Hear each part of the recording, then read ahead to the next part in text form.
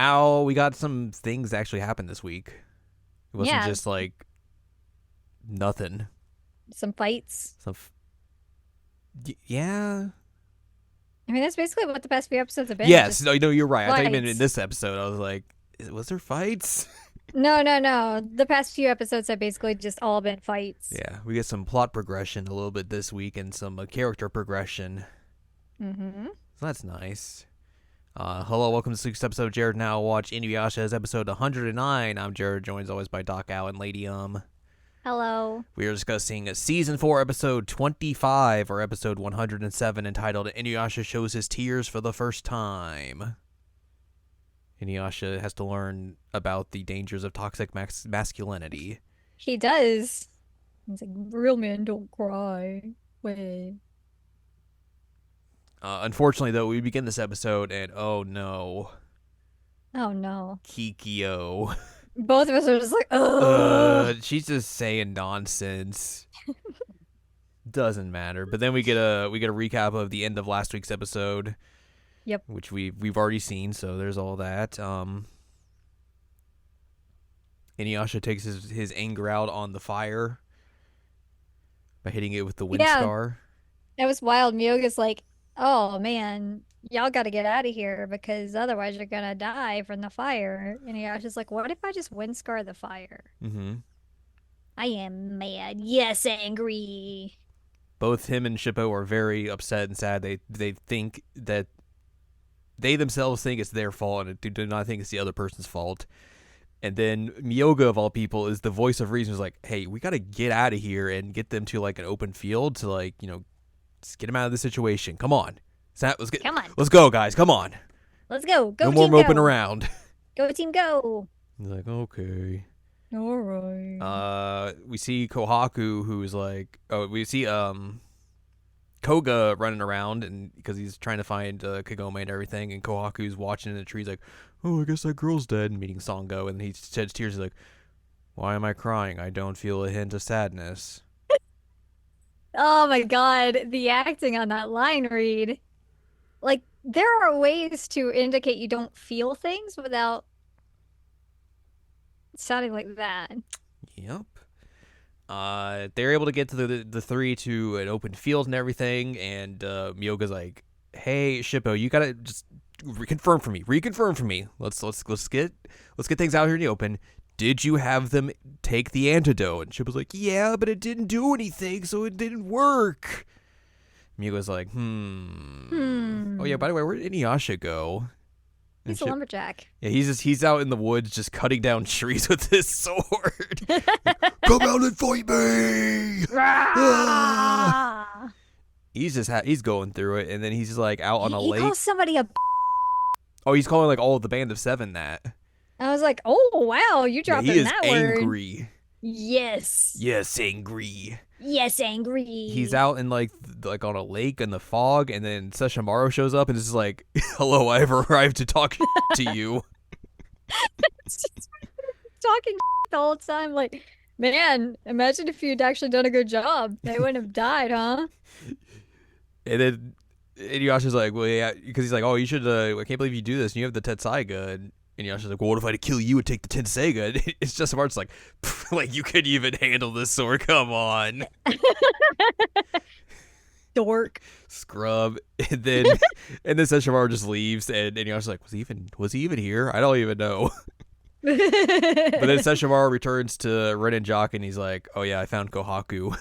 I let's found the boy. let's go take care of that." He said something about like the boy specifically, and Jockin was like, which one? Oh, that one. Yeah, I forget that he said something. It was like I forget exactly the terminology, but yeah, it was It was something like slightly derogatory. yeah. Ren's is like, is he gonna kill Kohaku? Oh no! Oh no. And that's the last we see of Sesshomaru for the episode. Huh? Inuyasha returns to everyone, and Chippo's crying. He's like, "Don't cry anymore. Men don't shed tears." And then Inuyasha sits by Kagome. He's like, "I can't believe I failed you." And she's like, "I can't breathe." Holding me too tight.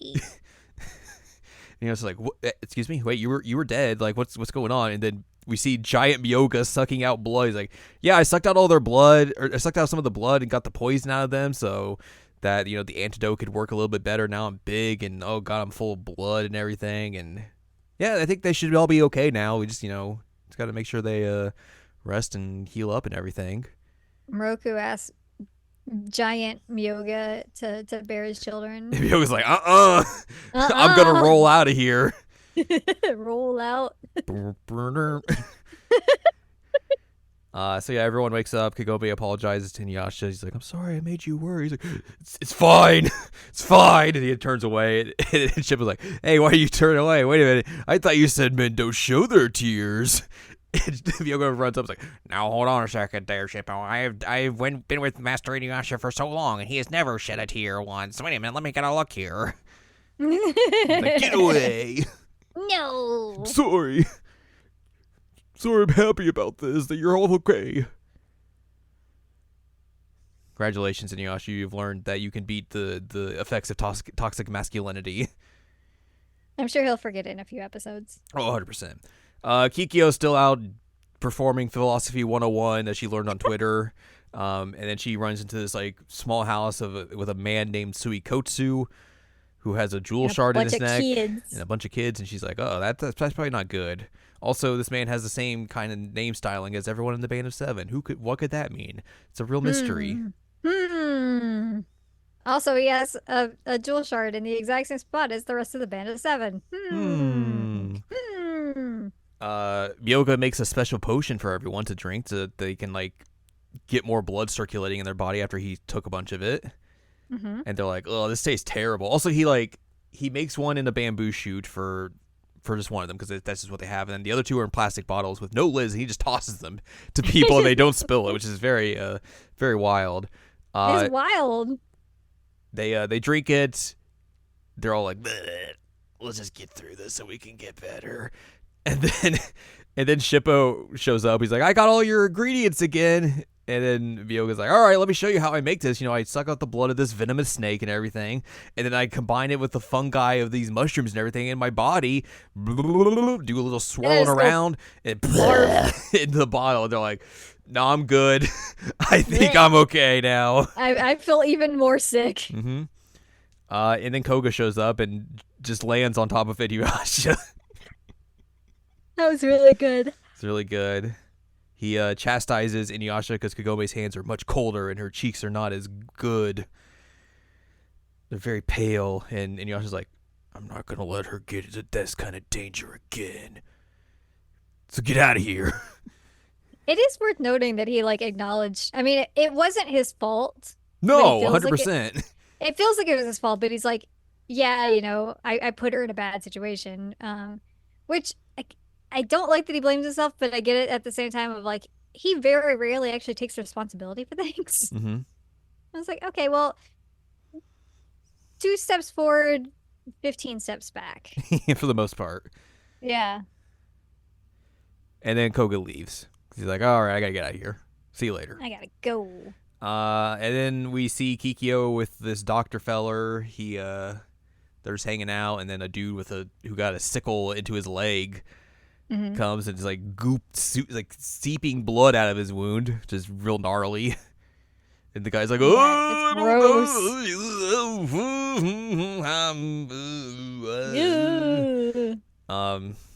So he does most of the work, and then Kikyo helps finish it off, and then he's not doing so well, and one of the kids is like, "Yeah, he doesn't like blood." And he's like, "Oh, it's so embarrassing to be a doctor and not be able to handle blood. Can't believe this." And then he has a bout of OCD. I don't know how you would say that, but his obsessive compulsive disorder flares up, and he's like, "Oh, there's blood on my hands. I gotta wash." And Kiko's like, there's no blood on your hands, my guy. And the kid's like, this just happens. He'll be there sometimes washing his hands for an hour if it gets real bad. I don't know what to do. It's this era. We don't have anything. We don't know what mental health is. He's just having a thing. And that's how we end our episode. Yep. We have a lot of notes this week after having Ooh. none for the last couple of episodes. Imagine that. Well, one of these is a spoiler, which is funny. Uh-oh. In the opening scene, when Kikyo agrees to purify the grave of the Band of Seven, the children's song is introduced that will become the theme through the majority of the Mount Hakure arc. Great. Instead of running away and saving himself, Myoga stays with Shippo and Inuyasha and the others in the shrine as it's burning down, so he's not a coward all the way through. That's actually a good point. Like that is not Myoga's MO for the most part. Right, he actually did a good thing here. Yeah. He was like the MVP of this episode, honestly. Yeah, legit. When Koga is worried about Kagome, he tries to calm himself down by assuring himself that she is safe as long as she is with Inuyasha. This indicates that he does acknowledge Inuyasha's strength and skill. It's left ambiguous as to whether or not it really is Sesshomaru that appears to Inuyasha. While the things he says are things he says are things that Sesshomaru would say, it's unlikely he would seek Inuyasha out just to rub his nose in his failure. No, that he 100% No, would. he would. He would. He absolutely would. I don't know what they're talking about. But then again, he could have just happened by and taken advantage of the opportunity to point out how undeserving Inuyasha is of the Tetsaiga. That 100% is I think, is what happened. Yeah. It is possible that it is actually Inuyasha's voice of conscience taking the image of Sesshomaru as his personal symbol of sensibleness, and Sesshomaru is, in fact, the only figure Inuyasha has ever looked up to, as he had never met his father. What? What? Sure. Inuyasha was about to cry, but he's not. Until in episode 175, he cried for the loss of Kikyo. Oh, no. Oh, no. Darn. We still have a long way to go until that happens. We really do. That's a bummer. It's ironic, don't you think, that when his friends finally think Koga deserves a thrashing, Inuyasha does the mature thing and takes responsibility for his shortcomings. It's truly just like rain on your wedding day. A free ride. Really ironic? When you've already paid. And then when Suikotsu is washing his hands, it is similar to the play Macbeth with Lady Macbeth, or, it's similar to people with OCD. OCD, yeah. Anyways, that's that. Or, like maybe some PTSD. Sure. Next week, we will be discussing episode 108 called The Secret of the Pure Light. Hey, Suikotsu is going to have two versions of himself. What a surprise. Whoa! I'm shocked by this. I, for one, am very shocked. As you should be. We'll talk all about that next week, but that's going to do it for us this week. So if you'd like more from us, head on over to seasonalanimecheckup.com or sac.cool, where you can find past episodes of this podcast and other podcasts like Seasonal Anime Checkup OVA. You can also find columns and reviews on the site as well. If you'd like more from Ann Ladium, go to annladium.com. She's got columns and reviews. You can follow us on Twitter and TikTok at Anime Checkup. Follow us on Blue Sky at seasonalanimecheckup.com. And you can buy our books, One Shiny Moment, A Critical Analysis of Love, Life, Sunshine, Hot Tubs, and Pac-Man on Amazon.com. Mm-hmm. So join us next week as this Dr. Feller is going to have a bad time, probably. Probably.